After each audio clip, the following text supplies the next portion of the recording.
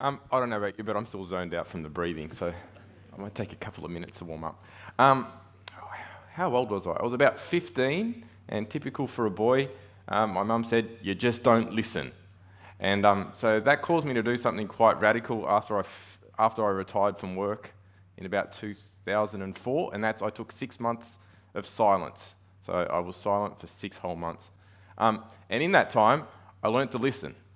Not well, but it's a start. So what I want to discuss today is essentially how can we use social media to listen to communities a little bit more effectively. So what do I mean by social listening? It's more than just tracking likes and looking at data analytics.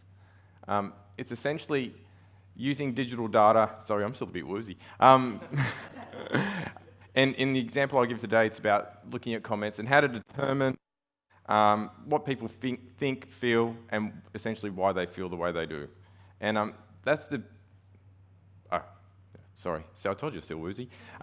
16 million people in Australia alone use social media, like active social media users, and nearly 80% of them contribute comments or posts weekly, right? So the amount of data I've got to work with makes a lot of people envious, because my problem is too much data, not enough data. But what are the benefits? Who benefits? And how do they benefit? Well, everybody involved in change, social marketing, communications, business, everyone can benefit from social listening. But how can they benefit? Now, over the years, I've helped people in crisis situations, so you can use it for crisis management. We can use it to generate leads, build better relationships, find influencers, and actually better understand what people think and feel and want. We can understand what their preferences are and how those preferences change over time. I've essentially echoed everything every speaker said over the last 2 days. So I was glad everyone was saying that, because I was like, yes, I can do all that. It's fantastic. But the last component there, the why component, is what I've actually focused on over the last 10 years. So a lot of social listening techniques, whether they're automated or manual, will tell you what is going on. 80% of people feel this, 10% of people feel that. But rarely do they ever investigate the why component, and it's the why component that drives everything that you guys do. So I'm not a change specialist. I'm just the geeky dude that sits behind a computer and observes what everyone's doing. Don't blame me for Donald Trump. It wasn't my idea. All right. So I've literally manually coded 100,000 of comments. That doesn't sound fun, and it's not fun until you look at Barnaby Joyce and Carp. That was really hilarious. You've got to check that out on Twitter. And I've done hundreds of focus groups, and I've conducted surveys where we've got thousands of respondents. And some of the things that I loved about my social media data and the insights gained from it were that it actually mimicked a lot what we found in the focus groups and interviews. There was a lot of similarities there. It was a little bit less detailed for obvious reasons. You can't ask follow-up questions. But the insights were really, really similar. The advantage for me was it was faster and cheaper. I didn't have to go find participants, book halls, buy food, give gift vouchers, drive around the country. I have had to do that many times, but the social data was just there. But it's not always easy to find. I can gather data in real time, analyse it, and give you a snapshot by the end of the day of what people are thinking and feeling and why. Right? So it's really, really quick. We've actually demonstrated, and it's a paper I'm working on right now, it actually is representative of the population. A lot of the criticisms I get with social data is it's not representative, it's only crazy people and keyboard warriors. It's not true. It's just all about where you find the data. So you've got to spend time locating the actual data. But it does demonstrate representativeness. I can give you descriptive statistics. They're not my preferred, but if you want them, I can give them to you. And every survey I've organised over the last 5 years has first been informed by my investigations in social media and listening to that, understanding the type of phrasing, the type of wording, the type of topics, the type of themes, and I can actually really tailor surveys so they don't sound as generic as like a normal generic survey. So I get more authentic responses. All right, so what's my process? I'm going to run through the process section fairly quickly, just highlighting the key elements for each. So obviously scope, as I said, you've got a mountain of data, it's everywhere, so you really need to be really clear, and I know Steve talked about this in his thing yesterday, about having really distinct questions and really precise questions. So the more precise your question, the more they're easier to find data, but you can also use it the other way around and explore. So scope's the first key point. Now, my favourite part is data collection.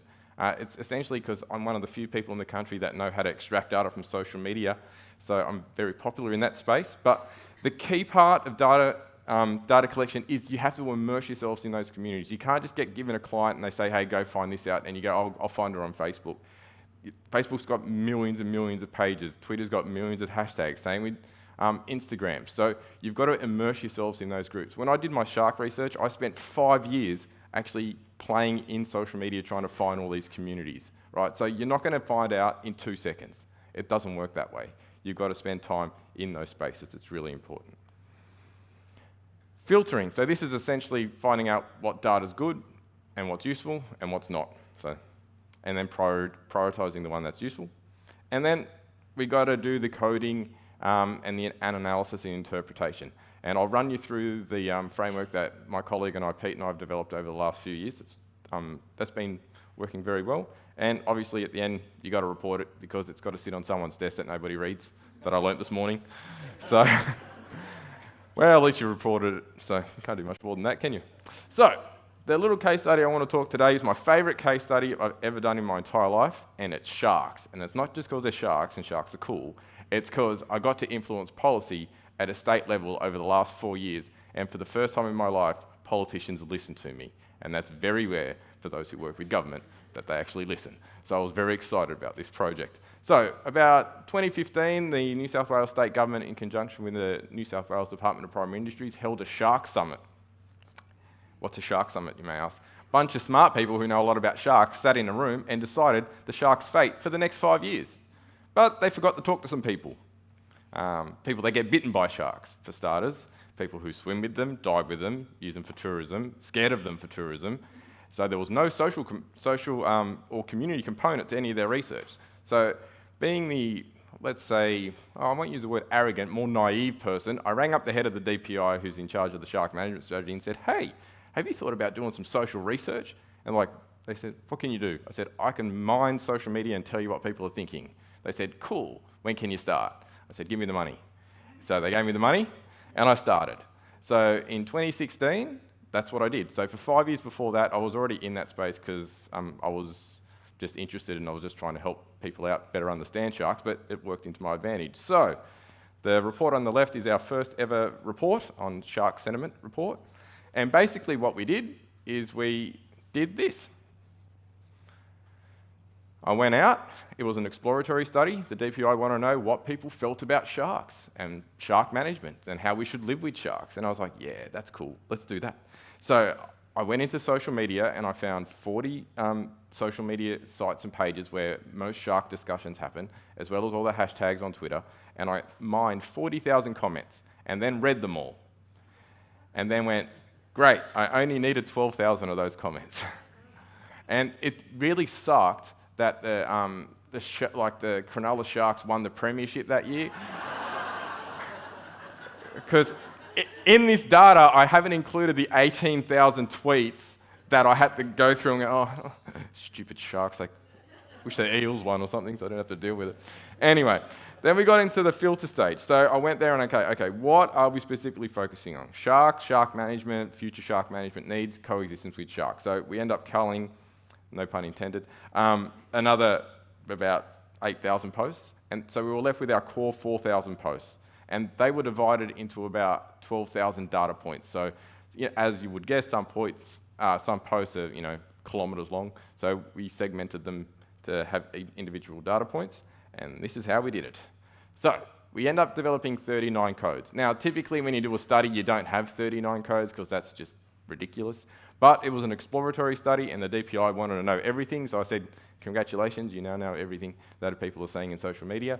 So we had the conventional stuff, what people think about shark nets, personal responsibility, what they think of the media. Guess what they thought of the media and politicians? Yeah, you probably guessed right.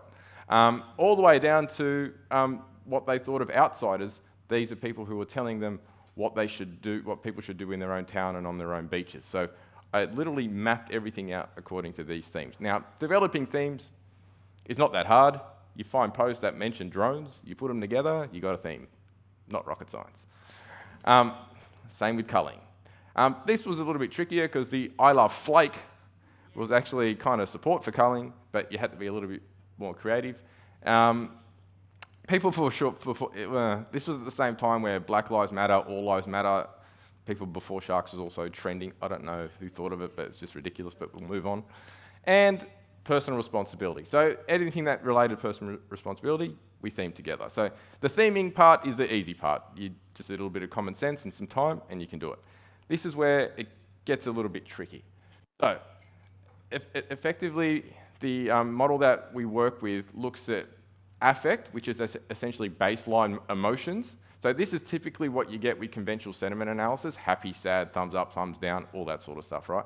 It's not nuanced enough. So we look towards emotion and psychology, like Plutnik and Ekman, and then we actually identified what are the real good emotions that we can include. So unhappiness, happiness, I'm not going to go through them all, you can see them there. But my favorite code was hostility, because there's a difference between unhappiness and hostility. And if you spend enough time on Twitter, you know what that difference is, right? And then judgment. And this is where our model, and I'm not claiming ownership of the whole model, but this is where our model differs. This is actually the component that tells you why people feel the way they do, not just what they feel. So you looked at whether someone thinks something's capable or incapable of achieving something, all the way down to morality. Now, morality, when you look at human-animal coexistence, comes across really strongly, because some people believe certain things are immoral, and people think things are moral. So it allows you to get really deep in understanding why people feel the way they do. Now, often a post would actually cover a lot of these codes, so you'd have to actually multi-code, right? So you'd look at the first example, that's pretty straightforward. Drones of the future, that effectively puts drones in the hope pile, everyone's happy. But the second one, nets don't even cover the whole beach. Is this an assessment of their capacity to cover a whole beach? Is this a composition of the way they're composed, that they should cover a whole beach? Or are people unhappy that they don't cover the whole beach? So here's where it's really important that you need to look at the core post people are commenting on. So context, when you look at meaning, is fundamental. If you don't have context, you don't have framing, you don't have meaning. So you always have to take into consideration context. And the morality one, the enter at your own risk, was another one that stood out, and I'll touch on that a little bit more about later. I'm happy to run you through this in more detail at a workshop at your convenience, or we can discuss it outside. I ran it for Sharon. It takes about 3 hours to learn it at a base level, and about 15 years to be any good at it, so just hire me. All right, so now you can present this in several different ways. The DPI wanted simple, positive, and negative. Not my preferred option, it gets rid of a lot of the nuance. I prefer this option, where I can give you the details and I can draw little squiggly lines to tell you how things are related and to what degree they're related, right? But this is what the DPI wanted. So they got positive and negative and some quotes, and they were happy. I'm not going to run you through the detail of the findings. You can read the report online. But what do we learn from this approach that can be transferred to other areas, and what do I learn about it from sharks? So coexistence was preferred. That's why when Steve had his little session yesterday discussing killing all the pest species in New Zealand, and someone asked him, did they care about killing animals? No. Which is really different to sharks, because, the common argument was, it's their home. So they had a moral argument. It was their home. We should leave them alone, which is very different to Queensland. I realise I'm talking to a half Queensland audience, and you guys just kill the shit out of these sharks, so they don't care about it. But in New South Wales, we like sharks to a degree. So coexistence was preferred. And it was really strong in social media, and it wasn't just coming out of, as you would imagine, conservation sites like No Shark Cull. It was coming on the Australian newspaper as well, like posts coming out of the Australian and everywhere. So coexistence was really, really powerful. Now, linking with coexistence was no harm or no culling of sharks. So when the DPI read this, they were actually really happy, because they didn't want to go kill sharks, because one, it's economically unviable, you never catch the right shark, and two, there's certain people within the DPI who believe conservation is the way to go for all humanity. And people prefer non-lethal mitigation approaches, so drones and the like. That's some actual drone footage of sharks that we actually shot at Kiama, where I go surfing. I still go surfing. So personal responsibility was another big one. People, and this was the biggest surprise for us doing our research, is that people actually acknowledge, hey, I've got a choice. I don't need to go in the water. And if you do go in the water, don't be stupid, right? So take personal responsibility. But the caveat to that was, if a tourist group is telling me to come to this beach, or a council is telling me to come to this beach and then charging me $20 to park, they better look after me. They've got a duty of care, right? So that was the reasoning, the why behind it, is that, you know, they owe me something. I'm paying, they owe me something. And then we moved on to the shark problem is real. So people acknowledge there's sharks in the water. No one's deluded that think that sharks are like little puppy dogs and they're just going to come up and you can pat them. No one's that delusional. But the media is making it far worse, and social media is making it way worse. There was one post that we end up analysing was not even a shark. It was a photo of someone with a scratch on their leg at a beach, and then Channel 7 picked it up and said it was a shark bite and got 2 million views. It was someone who tripped over on a rock, right? So the media and social media is actually amplifying the fear. So what we were able to demonstrate, and through the post, a lot of people were making it, you know, this is just all media, blame Jaws, blame Jaws. And when the DPI read this, they went, oh, okay. So people aren't actually reacting to the sharks, they're actually more reacting to the media in the way they portray sharks. So that gave them a lot of hope to, when moving forward, that the interventions that they were going to implement, the non-lethal ones, would actually be accepted, because the community was actually quite aware that it's the media and the over-sensationalising that's the problem, not the sharks themselves. And finally, clearer communication and education. So, but you have to balance two things. You can't feed the fear, right? So the DPI has now got us looking at how can we inform people and educate people without feeding the fear. And that actually stemmed from people's justification, from the morality justification, but also from a truthful justification where they just don't believe governments. So the communication needs to come in a way where it's a little bit more organic. All right, so our initial exploratory project worked well. We mapped everything out. We gave them essentially a baseline reading of what's going on. We gave them an overview of what's going on. And then we started identifying the key things that they could improve and that needed further investigation. For example, smart drumlines, drones and apps, so the technology side of it. People wanted newer technology replacing older technology. They saw nets and drumlines as archaic things, and they needed to be revamped for the 21st century. And so we went back into social media, looked at what they were saying in more depth, and then followed it up with surveys and other studies. And that actually has transformed the way practice is actually happening in New South Wales now. They're actually phasing out older technologies, and every surf lifesaving club along the coast has actually got a drone where they fly every 30 minutes looking for sharks. So that's a big tick for Pete and I.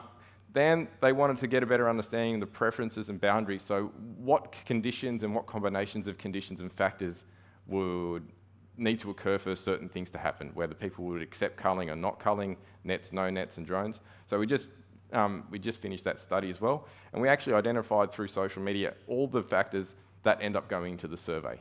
And then the survey essentially represented what the community thought. So we used it as a foundation element.